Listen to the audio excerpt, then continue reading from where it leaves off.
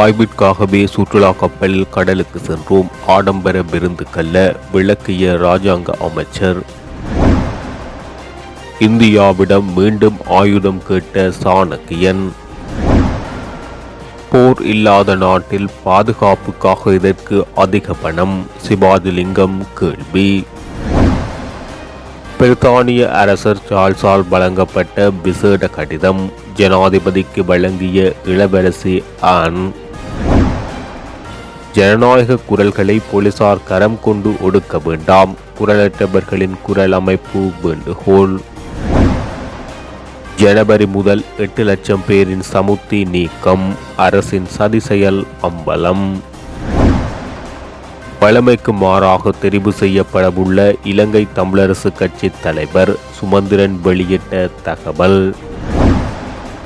புலிகளுக்கு பணம் வழங்கியது யார்? எதிர்க்கட்சி தலைவர் சஜித் அமைச்சர் பிரசன்ன சபையில் வாக்குவாதம். ஆய்வொன்றுக்காகவே சுற்றுலா கப்பலில் சென்றோம் என இராஜாங்க அமைச்சர் பிரேமலால் ஜெயசேகர தெரிவித்துள்ளார். இந்த விடயம் தொடர்பாக நேற்று விசேட செய்தியாளர் சந்திப்பின் போது கருத்து தெரிவித்த இராஜாங்க அமைச்சர், அகில இலங்கை தொழிற்சங்கத்தின் தலைவர் ஒருவர் இந்த விருந்துபசாரத்துக்கு 25 லட்சம் ரூபாய் செலவிட்டதாக தெரிவித்துள்ளார். இன்னொரு இடத்தில் கோடிக்கணக்கில் இதற்கு செலவிடப்பட்டதாக கூறப்பட்டது. எனது சொந்த செலவிலேயே இந்த விருந்துபசாரம் ஏற்பாடு செய்யப்பட்டது. இவ்வாறான பொய்யான தகவல்களில் தான் இந்த நாடு கடந்த காலங்களில் கடுமையான நெருக்கடிகளுக்கு முகம் கொடுத்தது. இந்த விருந்துபசாரத்துக்கான அனைத்து பற்றுச்சீட்டுகளும் என்னிடம் உள்ளன. சென்ட்விச், கேக், ரோல் இதற்காக 14,790 ரூபாய் எனது சொந்த நிதியில் செலவிடப்பட்டது. அத்தோடு நான் இன்ப சுற்றுலாவாக அங்கு செல்லவில்லை, ஆய்வொன்றுக்காகவே சென்றோம். வரவு செலவு திட்ட விவாதத்தின் போது பாராளுமன்ற உறுப்பினர்கள் துறைமுகத்தை பார்வையிட வேண்டும் என கடிதம் ஊடாக கோரிக்கை விடுத்திருந்தார்கள். இதனால் தான் நான் இந்த ஏற்பாட்டை செய்தேன். துறைமுகங்கள் மற்றும் கடற்போக்குவரத்து துறை அமைச்சர் நிமல் சிறிபாலடி சில்வாவிடம் இதற்காக நாம் அனுமதியை பெற்றிருந்தோம். இந்த நிலையில் உண்மைகளை மூடி மறைத்து தான் இந்த பொய்யான கதைகள் பரப்பப்படுகின்றது என தெரிவித்துள்ளார். யாழ்ப்பாணம் ஊர்காவத்துறை சட்டத்தரணிகள் சங்கம் 37 வருடங்களின் பின்னர் மீண்டும் மீளுருவாகியுள்ளது. இலங்கை சட்டத்தரணிகள் சங்கத்தின் வடமாகாணத்துக்கான உபதலைவர் தபுபாலன் தலைமையில் நேற்று முன்தினம் சங்கத்தின் நிர்வாக தெரிவு இடம்பெற்றது. இதன்போது முன்னாள் நீதிபதி சரோஜினி இளங்கோவன் தலைவராக ஏகமனதாக தெரிவு செய்யப்பட்டார். அதனைத் தொடர்ந்து ஏனைய நிர்வாக தெரிவுகள் நடைபெற்றது. ஊர்காவத்துறை சட்டத்தரணிகள் சங்கமானது உள்நாட்டு யுத்தம் காரணமாக 1987 ஆண்டுக்கு பின்னர் செயலிழந்து காணப்பட்ட நிலையில் 37 வருடங்களின் பின்னர் மீண்டும் மீளுருவாக்கப்பட்டுள்ளமை குறிப்பிடத்தக்கது. 1980களில் இலங்கை தமிழர்கள் தமிழக அரசிடம் ஆயுதங்களை கோரினர். அதற்கு அரசு உதவியது. இப்போது தமிழக அரசிடம் ஆயுதம் கேட்கிறேன். இலங்கைக்கு பொருளாதார ஆதரவே அந்த ஆயுதம் என பாராளுமன்ற உறுப்பினர் ராசமாணிக்கம் சாணக்கியன் தெரிவித்துள்ளார். இந்தியாவில் சென்னையில் நேற்று ஆரம்பமான 2024 ஆண்டுக்கான உலக தமிழ் புலம்பெயர் தினத்தின் முதல் நாள் நிகழ்வில் கலந்து கொண்டு உரையாற்றும் போது அவர் இதனை தெரிவித்துள்ளார். இலங்கையில் ஏற்பட்ட பொருளாதார நெருக்கடியின் போது தமிழக மாநில அரசு செய்த உதவிக்கு இலங்கை பாராளுமன்ற உறுப்பினர் சாணக்கியன் ராசமாணிக்கம் தனது பாராட்டுக்களை தெரிவித்துள்ளார். நெருக்கடியான நேரத்தில் தமிழக அரசு நிவாரணப் பொருட்களை அனுப்பியது பெருமையான தருணம். ஏனெனில் நிவாரணப் பொருட்கள் தமிழர்களுக்கு மட்டுமல்ல, அனைத்து இளைஞர்களுக்கும் அனுப்பப்பட்டது என சாணக்கியன் குறிப்பிட்டுள்ளார். போர் இல்லாத நாட்டில் பாதுகாப்புக்காக இதற்கு அதிகமான பணம் ஒதுக்கப்படுகின்றது என முன்னாள் பாராளுமன்ற உறுப்பினர் MK சிவாஜிலிங்கம் கேள்வி எழுப்பியுள்ளார். இலங்கையில் உள்ள இனப்பிரச்சினைக்கான முழுமையான தீர்வு எட்டப்பட்டால் மாத்திரமே பொருளாதார நெருக்கடிக்கு தீர்வு காண முடியும் என அவர் தெரிவித்துள்ளார். அரசியல் அமைப்பின்படி 2024 ஆண்டு நவம்பர் மாதத்துக்குள் ஜனாதிபதி தேர்தல் நடாத்தப்பட வேண்டும் எனவும், விடுதலை புலிகளுடனான போர் நிறைவடைந்து தற்போது 15 வருடங்கள் பூர்த்தியாக உள்ளதாக அவர் குறிப்பிட்டுள்ளார். குறிப்பாக சுகாதாரத்துறையில் உள்ள பிரச்சினைகளை நாளாந்தம் தீவிரமடைந்துள்ள நிலையில் அதிகளவான வைத்தியர்கள் மற்றும் தாதியர்கள் இலங்கையை விட்டு வெளியேறுவதாக அவர் சுட்டிக்காட்டியுள்ளார். சர்வதேச நாணய நிதியத்தின் நிபந்தனைகளை நிறைவேற்றும் நோக்கில் அரசாங்கம் மேற்கொள்ளும் நடவடிக்கைகள் மற்றும் ஒரு மக்கள் போராட்டத்துக்கு வழிவகுக்கும் என அவர் எச்சரிக்கை விடுத்துள்ளார். இலங்கை தேசத்தில் உள்ள தமிழர்கள் தங்கள் நாட்டுக்கு விசுவாசமாக இருக்கிறார்கள். ஆனால் அவர்களுக்கு சமமான நீதி கிடைக்கவில்லை என பாராளுமன்ற உறுப்பினர் மனோ கணேசன் தெரிவித்துள்ளார். சென்னையில் நேற்று ஆரம்பமான 2024 ஆண்டுக்கான உலக தமிழ் புலம்பெயர் தினத்தின் முதல் நாளில் இடம்பெற்ற நிகழ்வில் கலந்து கொண்டு உரையாற்றும் போது அவர் இதனை தெரிவித்துள்ளார். தமிழர்கள், ஈழத்தமிழர்கள் மற்றும் மலையக தமிழர்கள் சமமாக நடத்தப்படுவதில்லை. எனினும் தமிழர்கள் தாம் குடியேறும் நாடுகளுக்கு விசுவாசமாக இருக்கிறார்கள். தமிழர்களுக்கு சமமான நீதி கிடைக்காத இலங்கையை தவிர அனைத்து நாடுகளும் தமிழர்களின் விசுவாசத்தை ஏற்றுக்கொள்கின்றன. இந்த நிலையில் அனைவருக்கும் நீதி என்பதே தமிழகத்தில் திராவிட ஆட்சியின் அடையாளமாகும். எனவே தமிழக அரசாங்கம் இலங்கை அரசாங்கத்துக்கு ஆதரவை வழங்க வேண்டும் என கோரிக்கை விடுத்துள்ளார். பிரித்தானியாவின் இளவரசி ஆன் ஜனாதிபதி ரணில் விக்ரமசிங்கவுக்கும் பிரித்தானியாவின் மன்னர் 3ஆம் சார்ல்ஸிடமிருந்து விசேட செய்தி ஒன்றை வழங்கியுள்ளார். எங்கள் இரு நாடுகளுக்கும் இடையிலான இருதரப்பு உறவுகளின் 75வது ஆண்டு நிறைவை கொண்டாடும் உங்களுக்கு, இலங்கை மக்களுக்கும் எனது அன்பான சகோதரி இளவரசி ராயல் அவர்களின் வருகையால் குறிக்கப்படும் தனது வாழ்த்துக்களை தெரிவிக்க விரும்புகின்றேன் என குறித்த செய்தியில் தெரிவிக்கப்பட்டுள்ளது. கொழும்பில் உள்ள ஜனாதிபதி மாளிகையில் ராயல் ஹைன்ஸ் இளவரசி ஆன், அவரது கணவர் vice admiral sir Timothy Lawrence மற்றும் ஜனாதிபதி ரணில் விக்ரமசிங்க ஆகியோருக்கு இடையில் இடம்பெற்ற சந்திப்பின் போது இது தெரிவிக்கப்பட்டுள்ளது. இளவரசி ஆன் உள்ளிட்ட தூதுக்குழுவினரை வெளிவிவகார அமைச்சர் அலி சப்ரி வரவேற்றதாக ஜனாதிபதி ஊடக பிரிவு தெரிவித்தது. வருகை தந்த அரச குடும்பத்தினர் ஜனாதிபதி ரணில் விக்ரமசிங்க மற்றும் பேராசிரியர் மைத்ரி விக்ரமசிங்க ஆகியோருடன் சிநேகபூர்வ உரையாடலில் ஈடுபட்டனர். குடியரசுத் தலைவர் மாளிகையில் சிறப்பு விருந்தினர்களின் நினைவு புத்தகத்தில் இளவரசி ஆன் கையொப்பமிட்டு விழாவை குறித்தார். இந்த நிகழ்வில் முன்னாள் ஜனாதிபதி சந்திரிகா பண்டாநாயக்க குமாரதுங்க, சுகாதார ராஜாங்க அமைச்சர் சீதா அறம்புல, ஜனாதிபதியின் செயலாளர் சமநக்க நாயக்க, பாதுகாப்பு படைகளின் பிரதானி ஜெனரல் சபேந்திர சில்வா ஆகியோர் கலந்து கொண்டனர்.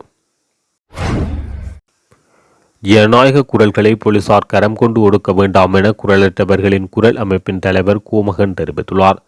வவுனியாவில் ஜனாதிபதி ரணில் விக்ரமசிங்க வருகை தந்த போது ஆர்ப்பாட்டம் செய்ததாக கைது செய்யப்பட்டு விளக்கமறியலில் வைக்கப்பட்டுள்ள காணாமல் ஆக்கப்பட்டோர் சங்கம் ஒன்றின் தலைவி ஜெனிட்டா தொடர்பில் நேற்று வெளியிட்டுள்ள ஊடக அறிக்கையில் அவர் இதனை தெரிவித்துள்ளார்.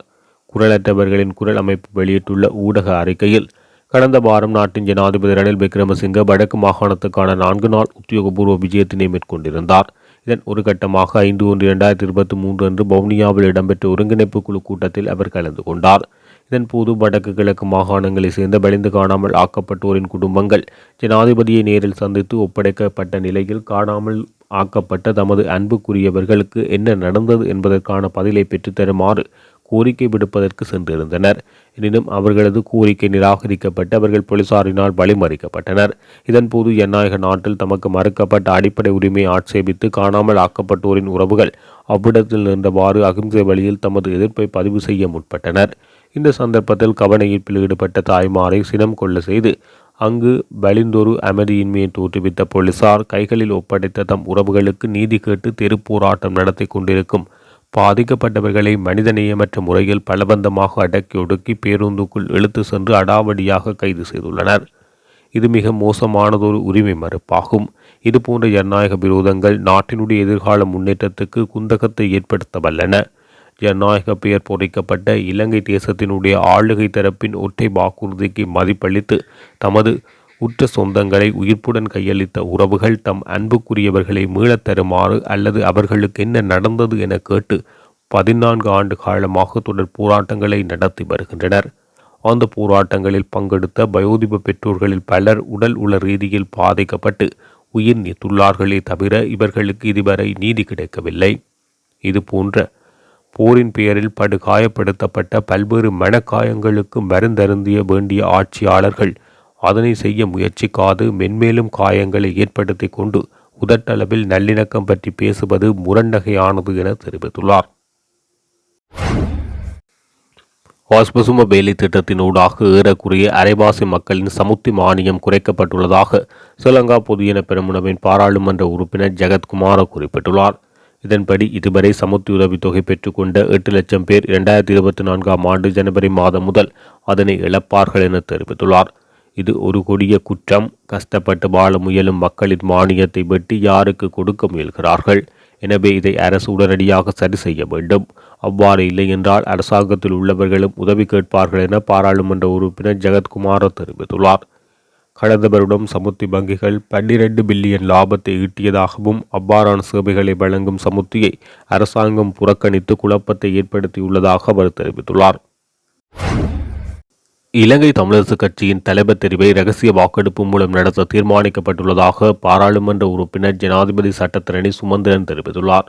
ஜனவரி 21 திருகோணமலையில் இதற்கான வாக்கெடுப்பு நடைபெற உள்ளதாக அவர் தெரிவித்துள்ளார். இலங்கை தமிழரசு கட்சியின் அரசியல் குழு கூட்டம் கட்சியின் சிரேஷ்ட தலைவர் சம்பந்தனின் இல்லத்தில் நேற்று முன்தினம் இடம்பெற்றது. இதன்போது தலைவர் தெரிவை பொது இணக்கப்பாட்டுடன் மேற்கொள்வதா அல்லது வாக்கெடுப்புக்கு செல்வதா என்பது தொடர்பில் நேற்று கலந்துரையாடி தீர்மானிக்குமாறு தலைவர் தெரிவுக்கு முன்னிற்கும் மூவருக்கும் அறிவிக்கப்பட்டது. அதன்படி தலைவர் பதவிக்கு போட்டியிடும் பாராளுமன்ற உறுப்பினர் ஸ்ரீதரன் மற்றும் முன்னாள் பாராளுமன்ற உறுப்பினர் ஜோகேஸ்வரன் மற்றும் பாராளுமன்ற உறுப்பினர் சுமந்திரன் ஆகியோர் கலந்துரையாடப்பட்ட போதிலும் இணக்கப்பாடு எட்டப்படவில்லை. இந்த நிலையில் இரகசிய வாக்கெடுப்புக்கு செல்ல தீர்மானிக்கப்பட்டுள்ளதாக அவர் குறிப்பிட்டுள்ளார். விடுதலை புலிகளுக்கு ஆயுதம் பணம் வழங்கியது யார் என்பதை நாங்கள் தெரிவிக்க தேவையில்லை. அதனை பொதுமக்கள் பாதுகாப்பு அமைச்சரிடம் கேட்டு அறிந்து கொள்ளுங்கள் என எதிர்க்கட்சித் தலைவர் சஜித் பிரேமதாசா அமைச்சர் பிரசன்ன ரணதுங்கவை கேட்டுக்கொண்டார். பாராளுமன்றத்தில் வியாழக்கிழமை விசேட கூட்டொன்றை முன்வைத்து நாடு பங்குரோத்து அடைந்துள்ள நிலையில் மஹிந்த ராஜபக்ச உள்ளிட்ட அரசு தரப்பு உறுப்பினர்கள் சிலர் அரசாங்கத்துக்கு சொந்தமான கப்பல்களை பயன்படுத்தி கொண்டு நடுக்கடலில் விருந்துபசாரம் மேற்கொண்டுள்ளனர். இது தொடர்பாக அரசாங்கம் பதிலளிக்க வேண்டும் என கேட்டுக்கொண்டார். இதன்போது பதிலளித்த ஆளும் கட்சி பிரதம குரோடா தெரிவிக்கையில், புள்ளி போட்டுக் கொள்வதற்காக அவசியமற்ற கேள்விகளை கேட்டு நேரத்தை வீணடிக்க வேண்டாம். அவ்வாறு கேள்வி கேட்க வேண்டுமென்றால் பிரத்யேகமாக கேள்விகளை கேட்க வேண்டும். சம்பந்தப்பட்ட அமைச்சர் அதற்கு பதில் வழங்குவார் என தெரிவித்துள்ளார். அதற்கு சஜித் பிரேமதாசா தெரிவிக்கையில், நான் மக்களுக்காகவே இந்த விடயத்தை முன்வைத்தேன். எனது தனிப்பட்ட எந்த விடயத்தையும் முன்வைக்கவில்லை. அதனால் மக்களின் பணத்தில் நடுக்கடலில் விருந்துபசாரம் நடத்தியமை தொடர்பில் அரசாங்கம் பதில் சொல்ல வேண்டும் என குறிப்பிட்டார். அதற்கு அமைச்சர் பிரசன்ன ரணதுங்க பதிலளிக்கையில், முன்னாள் ஜனாதிபதி தொடர்பில் எமக்கும் கருத்து தெரிவிக்க முடியும். உங்கள் சகோதரி திருட்டு பணம் மாற்றிய போது அந்த சம்பவத்திலிருந்து அவரை பாதுகாத்தது மஹிந்த ராஜபக்ச என்பதை மறந்துவிட வேண்டாம். அது பொருளாதாரத்துக்கு பாதிப்பான விடயம். அதே போன்று உங்கள் தந்தைதான் புலிகளுக்கு ஆயுதம் வழங்கியிருந்தார்.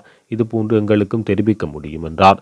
அதற்கு சஜித் பிரேமதாசா பதிலளிக்கையில், புலிகளுக்கு பணம் வழங்கியது யார் என்பது தொடர்பில் பொதுமக்கள் பாதுகாப்பு அமைச்சர் ரான் அலசிடம் கேட்டு தெரிந்து கொள்ளுங்கள். யார் பணம் வழங்கியது, யாருடைய பணத்தை வழங்கியது என்பதை தெரிந்து கொள்ளலாம். அத்துடன் நானோ எனது குடும்பத்தில் வேறு யாரும் திருட்டு பணம் மாற்றியதில்லை. இவ்வாறு பொய் பிரச்சாரம் மேற்கொள்ள வேண்டாம். அதனை நான் பொறுப்புடன் தெரிவிக்கின்றேன். அதனால் துறைமுகத்துக்கு சொந்தமான கப்பலை பயன்படுத்தி கொண்டு எவ்வாறு விருந்துபசாரம் நடத்த முடியும் என்பது தொடர்பில் பதிலளிக்க வேண்டும் என்றாலும் இது தொடர்பில் பதில் வழங்கப்படவில்லை என்பது குறிப்பிடத்தக்கது.